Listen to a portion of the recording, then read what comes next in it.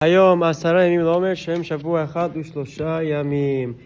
Very quickly now we'll discuss continue with the halachot of the Sefirat Haomer. What's the earliest and most actually let's start with this. What's the best time to count the Sefirat Haomer? So according to halakha, the best time, most ideal time is Tzeta Kuchavim, is when the stars emerge. There are obviously many varying opinions of what this is, but halakha, Rabbi Chaim explains this approximately, let's say 15 minutes or so, give or take a few minutes for, depending on when the season is, let's say between 15 to 18 minutes or so after Shekia, after sunset. That is Tzedek Kuchavim. That's the most ideal and preferred time to count Sefirat Ha'Omer. Now it's very important. There are many ramifications when doing so. So we'll explain quickly the general Mashadi Minhag when it comes to counting the Sefirat Ha'Omer and Arvit, and we'll learn a few more halachot from this process. The Mashadi custom for many years, dating back to Iran, and it's also what I recently saw this minhag of the Moroccans and of the Egyptian Jewry, is when counting Sefirat Haomer at night in Arvit, they pray Arvit as normal, and they count the Sefirat Haomer before Aleinu.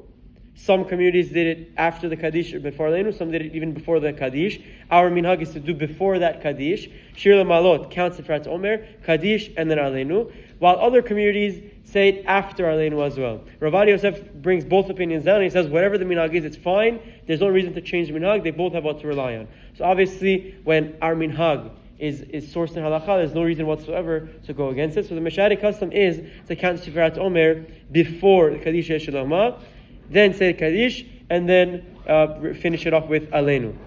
Now that's only when the time of Tzedek Kuchavim has arrived.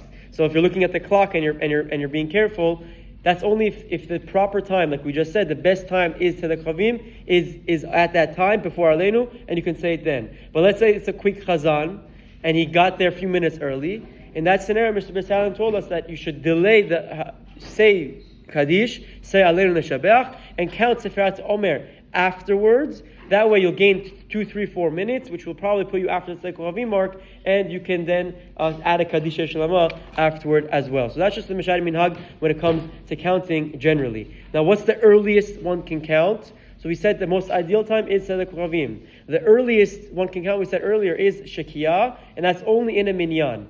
So someone who prays b'minyan after sunset, he may count. It's like a 15, 20 minute point from sunset till Tzedek Kuchavim. He may count only if he's in minyan and if he's concerned people might forget.